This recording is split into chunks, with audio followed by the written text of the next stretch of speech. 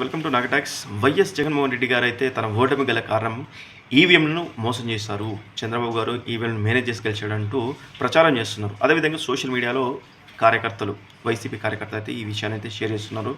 అదేవిధంగా వైసీపీ మాజీ ఎమ్మెల్యే కేతిరెడ్డి కూడా ఓట్ల లెక్కింపులో అవకతవకలు జరిగాయి, దానివల్ల మేము ఓడిపోయామంటూ చెప్తున్నారు. అంతే తప్ప తమ ఓటమికి గల కారణాలు ఎవరు తమ తప్పును ఒప్పుకోవట్లేదు. అంటే ఇక్కడ రెండు విషయాలు. ఒక ప్రభుత్వం ప్రజలకి ఏ విధంగా సేవ చేసింది, ఒకవేళ సేవ చేస్తే ఎలాంటి తిరుగుబాటు వచ్చింది. ఈవెన్ జగన్మోహన్ రెడ్డి గారు కూడా చాలా సభల్లో అంటే ఎలక్షన్స్ టైంలో పాల్గొన్నప్పుడు వ్యతిరేకత వచ్చింది, ముఖ్యంగా విద్యార్థుల నుంచి వచ్చింది. అదేవిధంగా చాలా చాలా ప్లేస్లో ఎమ్మెల్యేలకైతే వైసీపీ ఎమ్మెల్యేలకి చేదు అనుభవం ఎదురైంది. చాలా ప్లేస్లో ఎమ్మెల్యేలు ప్రజల్లోకి వెళ్ళినప్పుడు తీవ్ర వ్యతిరేకత ఎదుర్కొన్నారు. సో అప్పుడు కూడా వాళ్ళు తమ తప్పును తెలుసుకోలేకపోయారనే బాధ. అంతే తప్ప ఓటమి గల కారణాలు తెలుసుకోకుండా ఈవీఎంను మోసం చేయడం వల్ల, ఈవీఎంని చంద్రబాబు గారు మేనేజ్ చేయడం వల్ల ఓడిపోయామని చెప్తున్నారు తప్ప తమ ఓటమి గల కారణాలు, మంత్రుల ప్రవర్తించిన తీరు కానీ, ప్రెస్ మీట్లలో మంత్రులు కానీ లేకపోతే పార్టీ నాయకులు కానీ బూతుల వ్యవహారం దాదాపు 5 సంవత్సరాలు ప్రజలు భరించారనే చెప్పచ్చు. ఎందుకంటే అధికారంలో ఉన్న ఒక ఎమ్మెల్యే కానీ ఒక మంత్రి కానీ ఎవరైనప్పటికీ కూడా ప్రెస్ మీట్ పెట్టినంటే ఒక విషయాన్ని, ఒక పథకం గురించి మాట్లాడమో లేకపోతే ప్రభుత్వ పనితీరు గురించి మాట్లాడడం చెప్తారు.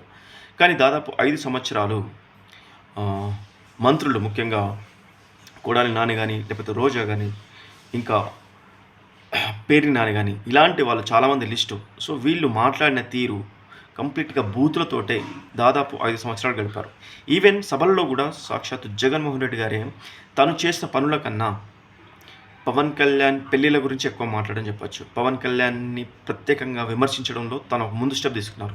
అదేవిధంగా సోషల్ మీడియా వైసీపీ ప్రభుత్వం చేసిన పనులను కాకుండా విమర్శించడానికి, బూతులు తిట్టడానికి, నానా హంగామా చేయడానికి పనికొచ్చింది. అయితే ఇలాంటి విషయాలు తనకి సలహాలు సరిగా ఇవ్వలేకపోతున్నారా, లేకపోతే తనని కరెక్ట్గా జరుగుతున్న సమాజంలో అంటే సొసైటీలో నిజంగా జరుగుతున్న విషయాలు తనకు తెలియలేకపోతుందా అనే విషయం ఆలోచిస్తే కనుక ఓటమిని ఒప్పుకోలేకపోతున్నారు.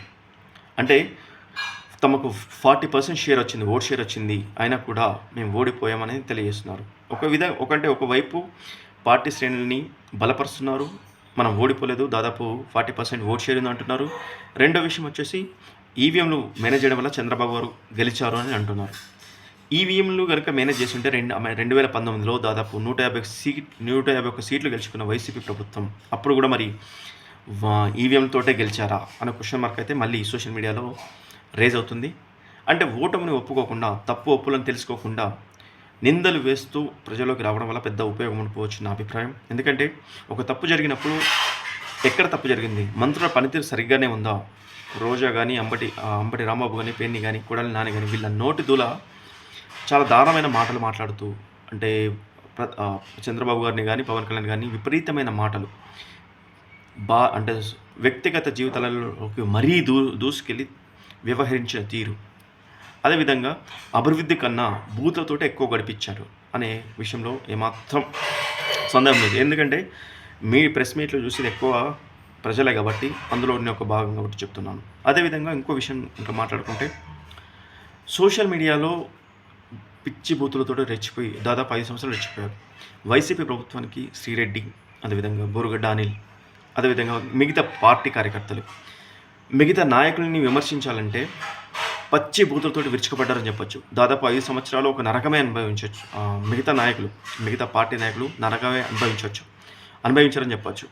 సో ఇదంతా అభిమానులు కానీ, పవన్ కళ్యాణ్ గారి అభిమానులు కానీ, చంద్రబాబు గారి పార్టీ కార్యకర్తలు కానీ లేకపోతే అభిమానులు కానీ అందరినీ ప్రేరేపించింది. ఇలాంటి ప్రభుత్వం ఉండకూడదు. అదేవిధంగా పనుల పరంగా చూస్తే కనుక సంక్షేమానికి తప్ప అభివృద్ధికి మాత్రం పెద్దగా దోహదపడలేదని చెప్పొచ్చు. సో ఈ కారణాలు అయితే వెతుక్కోవచ్చు. అండ్ కూటమికి ప్రధాన బలం పవన్ కళ్యాణ్ గారు. కూటమిలో ఉన్నది పవన్ కళ్యాణ్ గారు. తనకున్న ఆశీష ప్రజల అభిమానం కావచ్చు, లేదంటే అభిమానుల బలం కావచ్చు. రెండోది తెలుగుదేశం పార్టీకి ఉన్న దాదాపు 40 సంవత్సరాల ఎక్స్పీరియన్స్ కావచ్చు.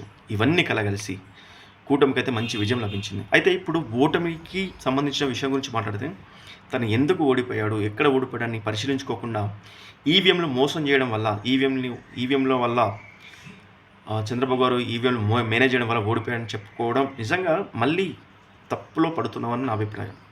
సో మరి ఏం జరుగుతుందో చూద్దాం. Thank you.